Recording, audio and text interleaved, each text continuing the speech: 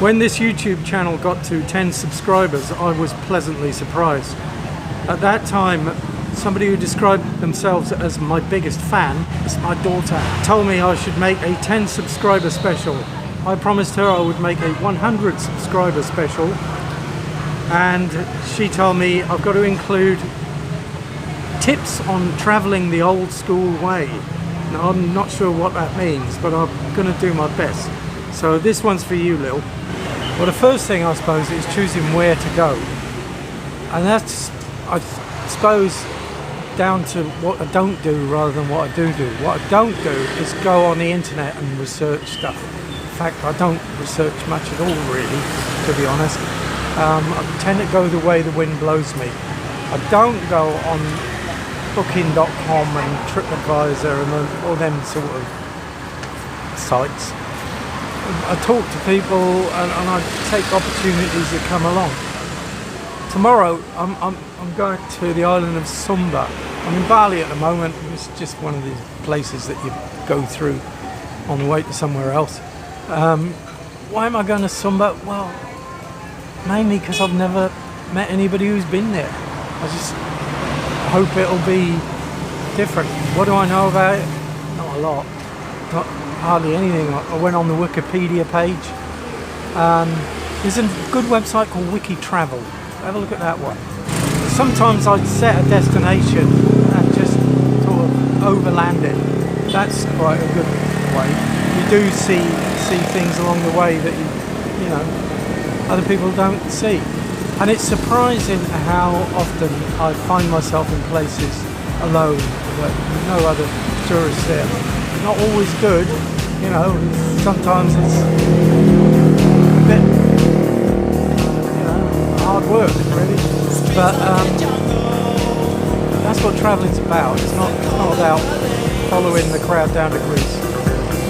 Following the herd down to Greece. Accommodation. If you stay right in the middle of town or right by the beach, you'll pay for it. Whereas if you stay in a nondescript suburb like this, where people beep at you, then it'll be cheaper.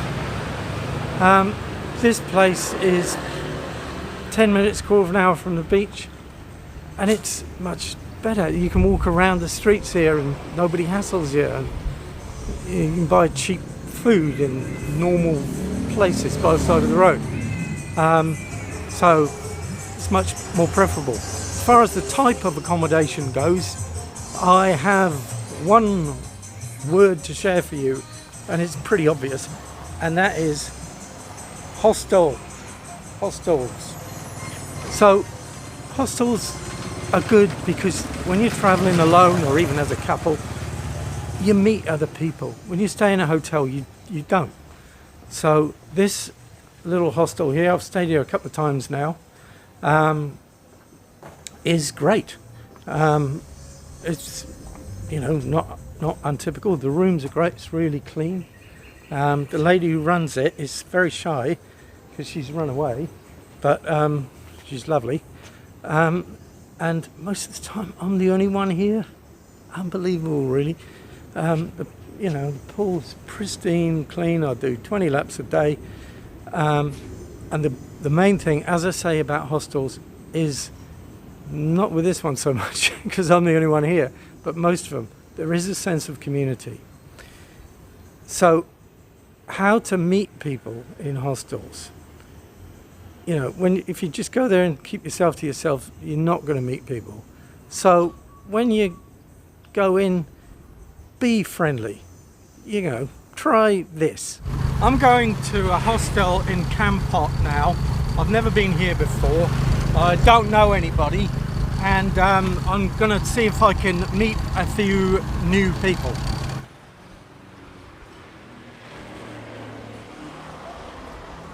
Hello. Hello.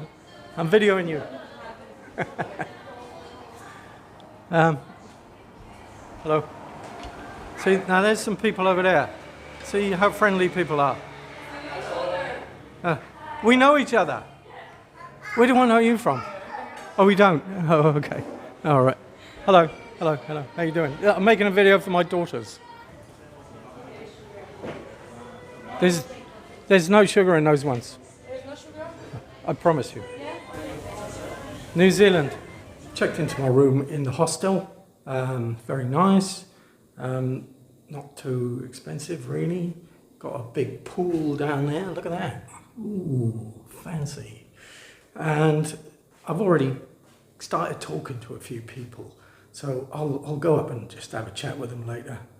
And that's how you meet people. Just be friendly.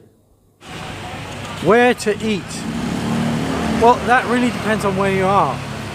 If the locals live on bread and cheese that they buy from the supermarket, go to the supermarket. I'm here in Indonesia and I've got a choice of eating at one of these little roadside places, or I could go into a big fancy place. Which one am I going to choose? Well, obviously I'm going to choose the little local place. Why? Well, there's a lot of reasons why. Number one, it's probably safer. The food probably won't make you sick. Number two, the food will taste nicer.